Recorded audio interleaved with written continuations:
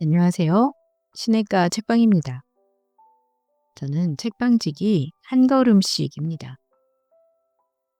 오늘은 지난 시간에 이어 김정일 님의 강남은 거대한 정신병동이다 중에서 몇몇 구절을 읽어드리도록 하겠습니다. 강남은 거대한 정신병동. 강남은 대한민국에서 가장 잘 사는 도시다. 강남에는 전국의 돈, 아니 세계의 돈이 몰려든다. 돈만 있으면 대우받고 돈만 많으면 뭐든 할 수 있다. 돈이 없으면 천대받고 아무것도 할 수 없다. 강남에서 잘 살고 대우받으려면 돈이 있어야 한다. 그러나 돈 벌기가 쉬운가? 어쩔 수 없이 몸부림쳐야 한다. 그러다 삐끗하면 부작용이 생긴다. 많은 여자들이 정신과를 찾는다. 그중 한 여자가 이렇게 말한다. 강남은 커다란 정신병원이에요. 이 말은 참 인상적이었다. 그리고 문득 이 말을 제목으로 책을 써야겠다는 생각이 들었다. 관계는 팔아먹고 호구는 등쳐먹고. 그녀는 왜 강남을 커다란 정신병원이라고 했을까? 거짓말쟁이, 사기꾼들이 너무 많기 때문이다. 강남에서 잘 살고 대우받으려면 돈이 있어야 한다. 돈 벌기가 쉬운가? 쉬운 방법도 있다. 남의 돈을 빼앗는 것이다. 물론 남의 돈 먹기는 만만치 않다. 이때 가장 쉬운 방법이 관계를 파는 것이다. 관계를 만드는 데는 돈이 들지 않지만 팔 때는 돈을 받을 수 있다.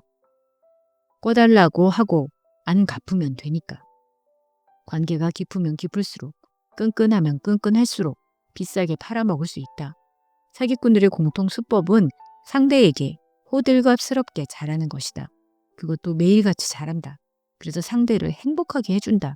그러다 서로 막역한 사이가 될 즈음 돈을 꿔달라고 한다. 그동안 정도 들고 행복해서 관계를 서먹서먹하게 만들고 싶지 않아 빌려주면 그걸로 끝이다. 사기꾼들은 절대로 안 갚으니까. 가까운 친척, 심지어 부모, 자식, 형제 관계까지 파는 사람들도 있다. 이건 정말 짭짤하다. 피는 물보다 짭조름하니까. 친척을 회사 대표로 앉혀놓고는 당길 거 다 당긴 후 해외로 튀는 가족도 있다. 물론 연락은 전혀 안 된다. 두 번째로 돈 벌기 쉬운 방법은 호구를 등쳐먹는 것이다. 호구 등쳐먹는 것만큼 쉽게 돈 버는 길도 없다. 호구는 남들을 잘 믿기 때문이다. 그러나 이렇게 호구들을 등쳐먹으면 호구들은 남아나질 않는다. 호구들의 자아보호 본능이 작동하기 때문이다. 남을 믿고 모든 말을 믿던 호구들은 태도를 바꿔 남을 의심하고 말을 확인하기 시작한다. 몇 번 당해봤으므로 의심의 눈초리는 더욱 촘촘해진다. 그러면 사회가 빡빡해진다. 지금 강남에선 서로 예의주시하고 있다. 어떤 놈이 어떻게 사기치나 촘촘히 경계하면서. 누군가가 말한다. 우리나라가 전 세계에서 관용이 없는 나라 1위라고. 아마도 하도 호구들을 등쳐먹어서 호구들이 너무 각성해 1위까지 올라갔을 것이다. 동방예의지국이 동방경계지국이 된 것이다. 미쳐 돌아가는 강남 엄마들. 간호사가 삐죽 고개를 드민다. 환자분 오셨어요. 영주는 술 취한 다음 날 오전 환자 보는 게 가장 힘들다. 아주머니가 앉자마자 고민을 털어놓기 시작한다. 눈을 감고 열심히 듣는 척 졸고 있는데 갑자기 눈이 번쩍 떠졌다. 그리고 짜증이 나 소리를 버럭 질렀다. 아니 아들이 서울의대에 들어가는데 왜 죽고 싶어요? 아주머니가 심각하게 말한다. 입시 보기 전에 우리는 딱 붙어서 공부했어요. 동고동락을 같이 한 거죠. 하지만 아들이 대학에 들어간 후 우리 사이는 멀어지기 시작했어요. 아들은 대학 생활에 바빴으니까요. 동아리도 하고 여자친구도 사귀고 전 요즘 너무 우울해요.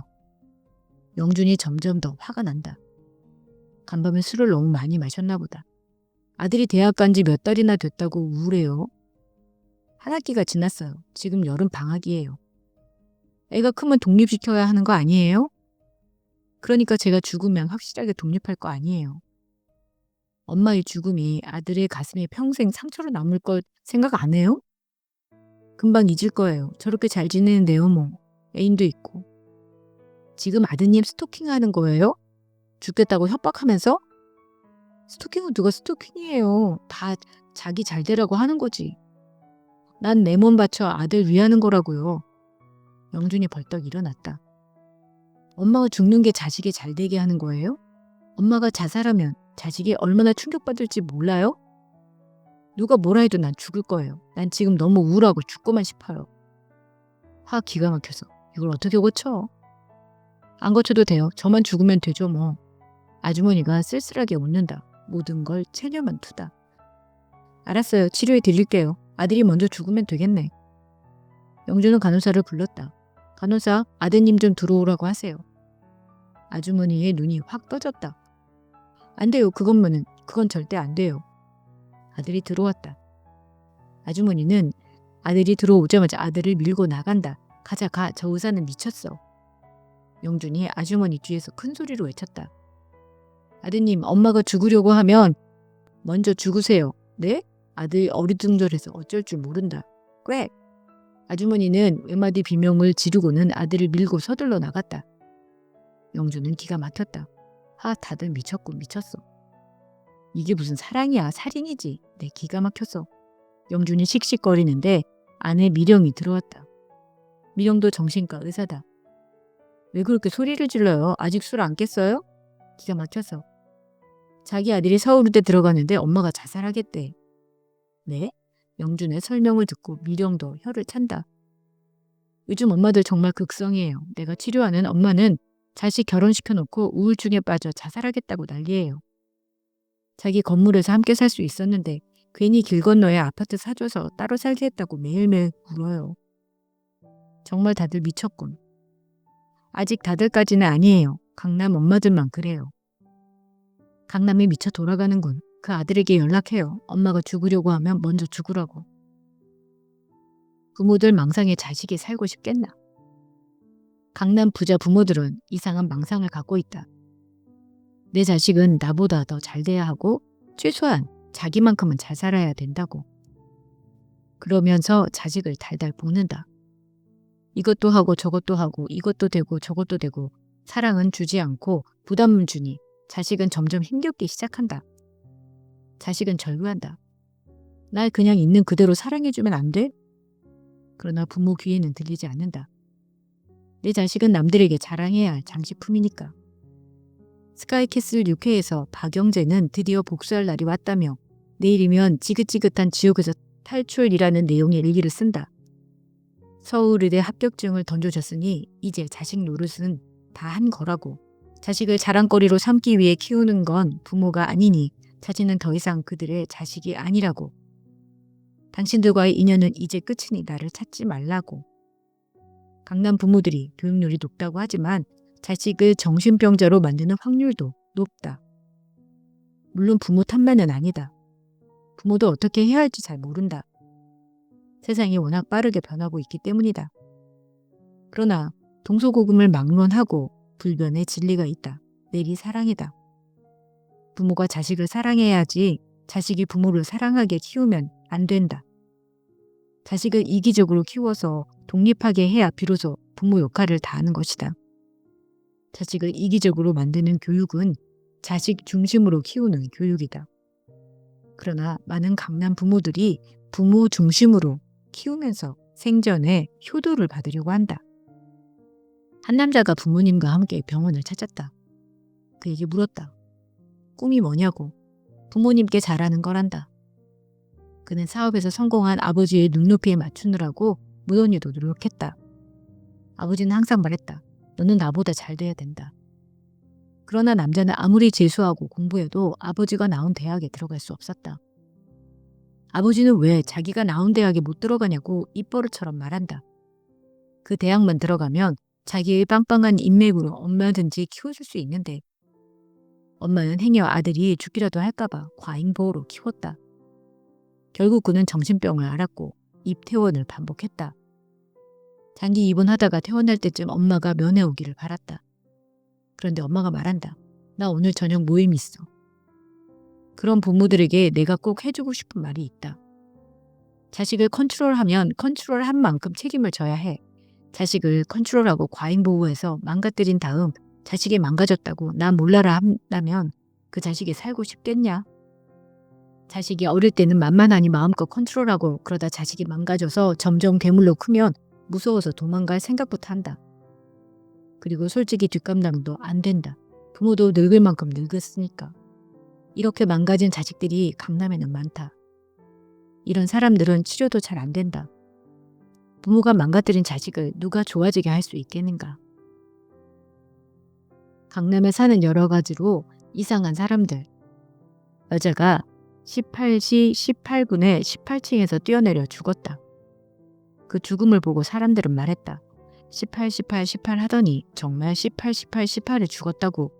그녀는 뭐가 그렇게 불만이 많았을까? 혹시 그녀는 사람들과 사회에 기대하는 게 너무 많았던 건 아닐까? 죽고 싶을 정도로. 어떤 여자가 남자를 강간치상으로 고소했다. 섹스하다가 주요 부위가 벗겨졌다는 것이다. 남자가 기가 막혀 전화했더니 여자가 비명을 지른다. 돈 줘, 돈 줘, 돈 줘. 그 고소는 무혐의 처리가 됐다. 그러자 그녀는 인터넷에서 그 남자를 온갖 방법으로 비난했다. 자기가 너무너무 억울하다고. 근데 왜 억울한 걸까? 돈이 안 들어와서 억울한 거다. 엄청나게 뜯어내지 못했으니까. 호의가 반복되면 권리인 줄 안다지만 욕심이 반복되면 억울한 것이다. 어떤 여학생이 다른 학생을 왕따 하려다가 자기가 왕따를 당했다. 그 학생은 부모님과 함께 길길이 날뛰었지만 자기가 왕따 하려 했던 사실은 까마득히 잊고 있었다. 내가 상처받은 건 억울하고 남에게 상처 준 것은 내 알 바 아니다. 요즘 부모들의 이기적인 행태는 상상을 초월한다. 그들은 심지어 착한 선생님들을 죽음으로 몰기까지 한다. 내 티끌만한 한 이익 앞에 선생님들의 목숨은 아무것도 아니다. 자기 아이는 왕의 DNA를 갖고 있으니 거기에 맞게 대우해달라고 요구하기도 한다. 미친 거다. 그게 통할이라고 생각했나? 요즘 억울한 사람이 참 많다. 그러나 자세히 들여다보면 정말 억울한 걸까 하는 의문이 들 때가 있다. 지극히 자기 중심적이기 때문이다. 상대방의 입장에 서서 볼 생각은 없고 자기 주장만 한다. 사람들이 왕자, 공주, 왕비, 임금인 줄 안다. 그들은 모두 왕족이다. 왕족의 입장에선 이 나라는 다 내 거고 보통 사람들은 노예에 불과하다. 그러니 내 거는 내 거고 남의 것도 내 거다. 사회가 형성되는데 가장 중요한 토대는 공평함이다. 공평하지 않으면 집단 자체가 성립되지 않는다. 그 공평함을 거부하고 자기 이익만 당연하다는 듯 욕심내니 억울한 거다. 심지어 그들은 자기 요구를 들어주지 않으면 죽겠다고도 협박한다. 그러면 죽어야지 어쩌겠는가. 그러다 진짜 죽으면 정말 억울할 거다. 억울할 것 없는데 혼자 억울해서 죽은 거니까. 그리고 그들이 기대했던 국장도 일어나지 않는다. 그들은 가짜 귀족들이니까. 강남에는 이상한 사람들이 참 많다. 너 돈 있냐? 돈이 판치는 세상에서 관계가 존중받지 못한다. 관계는 이용하기 딱 좋은 사냥감일 뿐이다. 그렇다고 강남에 사는 부자들이 다 수단 방법 안 가리고 돈만 줬는 것은 아니다. 진정한 부자는 신용이 좋다. 인간성도 좋고 예의 바르다. 누구에게나 잘하고 친절하다. 가진 것이 많을수록 잃을 것도 많으니 항상 조심하고 적을 만들지 않는다. 강남은 과도기의 부자 도시인 것 같다. 그래서 겉으로는 밝고 화려하지만 속으로는 어둠도 쌓여가는 것 같다.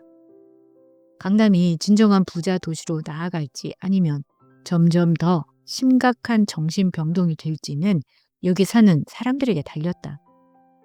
인간성을 회복하려고 노력하는 사람들이 많으면 많을수록 진정한 부자 도시로 나아갈 것이고 수단 방법 안 가리고 돈만 탐하는 사람들이 많아지면 많아질수록 심각한 폐쇄 병동이 될 것이다.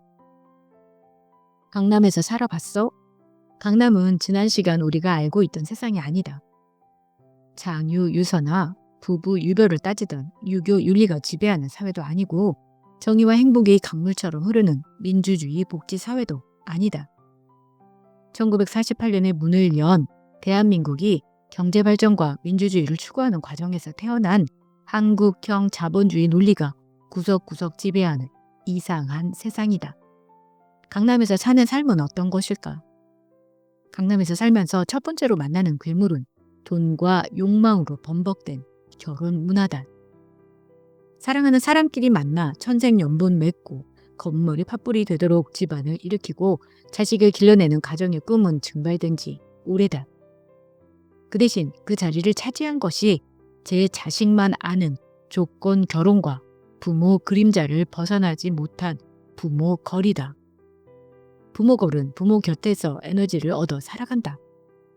나이가 들어 성인이 되고 결혼을 해 가정을 꾸린 뒤에도 부모의 사랑만을 바라지 남편의 사랑은 바라지 않는다. 부모 사랑 다음으로 필요한 것은 돈이다. 그들에게 돈은 제2의 부모다.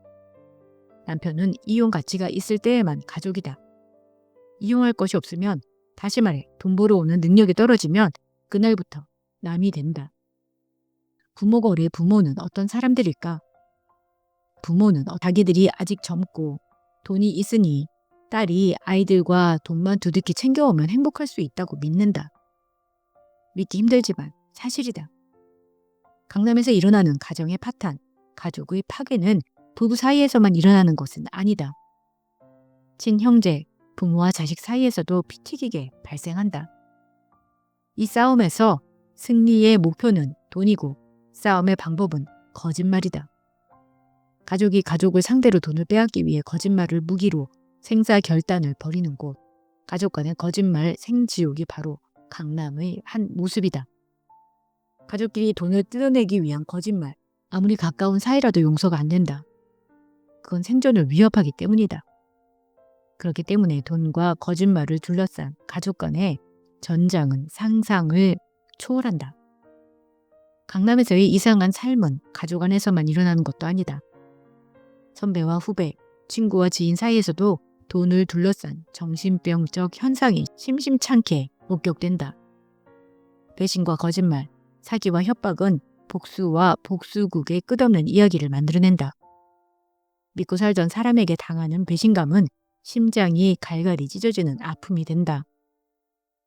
아픔은 앙심이 되고 앙심은 자신이 받은 것을 상대에게 돌려줄 때만 사라진다.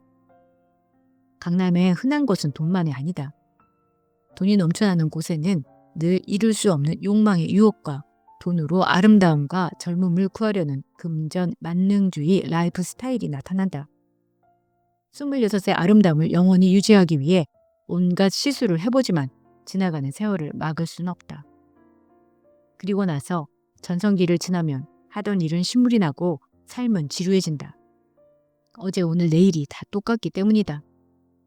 밤일하면서 돈 모았다는 여자는 거의 없고 대부분 빚에 시달린다. 한창 때 끌어모았던 그 많던 돈을 프로포폴, 피부과, 성형외과, 정신과, 호스트바에 갖다 바쳤기 때문이다. 그들은 다시 태어면 정상적으로 살면서 공부 열심히 하겠다고 말은 한다. 물론 시간은 기다려주지를 않는다. 네, 이 책을 읽으면서 비단 강남만의 문제가 아니라는 생각이 들었습니다. 누구나 돈을 최우선으로 여기며 물질 만능주의에 젖어 사는 사람이라면 이러한 현상들이 어느 곳에서나 일어날 것이라고 생각이 듭니다. 우리가 비록 강남에 살고 있지는 않지만 그러한 마음을 가지면서 살고 있지 않는지 돌아보는 기회가 되었습니다. 여러분들에게도 의미가 있는 시간이 되었기를 바랍니다. 그럼 다음 시간에 새 책으로 돌아올게요. 안녕히 계세요.